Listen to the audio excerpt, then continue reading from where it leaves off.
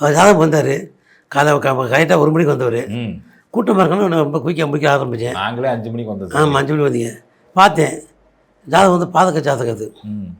அந்த ஜாதகம் என்னென்னா, செய்யாத குற்றத்துக்கு கொலகாரன் பேர் வாங்கி உள்ளே போய் வெளியே வந்த ஜாதகம். நம்ம ஒரு வாட்டி பேசியிருக்கோம், இப்படியெல்லாம் பாவங்களுக்கு செய்யாத உள்ளே போவாங்கன்னு சொல்லி. நான் சொன்னேன், என்னங்க நல்லா இருக்கீங்க, நல்ல மனுஷன், இவ்வளோ கஷ்டப்பட்டீங்களே, என்ன காரணம் சொல்லுனார்.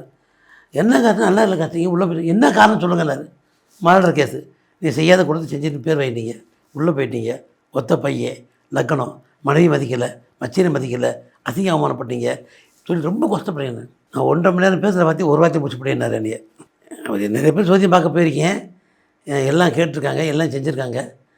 என்னையத்தான் கேட்குறாங்க, நான் சொல்லி எனக்கு சொல்ல தெரியல, நீ ஒன்றுமே சொல்லாமல் டக்குன்னு எப்படி மர்டர் பண்ணி கொலை பண்ணி நான் ஜெயிலு போய்ட்டு எப்படி சொன்னீங்க? நான் செய்யவே இல்லை, உண்மை சொல்லிட்டீங்க. தீயாத பண்ணி இப்போ வெளியே வந்துட்டேன், ஒன்றும் பிரச்சனை இல்லை, நீதிபதி சத்தம் பண்ணி அனுப்பிட்டாங்க. அது பக்கம் நான் எவ்வளோ கஷ்டப்பட்டுருக்க மாட்டேன், எவ்வளோ வேதனைப்பட்டிருக்க மாட்டேன். ரொம்ப அழுதாரு.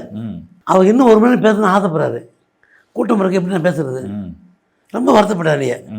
ரொம்ப சந்தோஷப்பட்டு ரைட்டு நான் நிறைய பேசுகிறேன் வந்தார். நேரம் பண்ண நிறைய பார்க்க அனுப்பிச்சி விட்டேன். அந்த பையன் அவன் லைஃபு ரொம்ப நிம்மதியாக ஜாதகம். ஆனால் எல்லா வசதியும் இருக்குது, அமைதி இல்லை. அதான் கேட்டார்.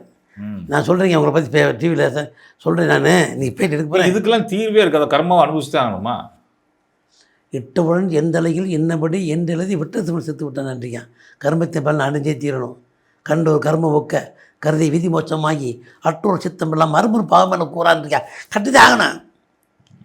ஏனென்று கருது இம்மை நிறுமா, ஏனென்று கேட்டால் கூட குற்றம்ங்கிறேன். கர்மத்தை யாரும் மாற்ற முடியாது. நம்ம நினைக்கிறான் இயக்கமே இறைவன் தான், அது நம்பிக்கையே இல்லை மக்களுக்கு. நம்ம எதை விதைக்கிறோமோ அதை அறுவடை பண்ணி ஆகணும். நெல்லை வச்சா நெல் வரும், புல் வச்சா புல் வரும்.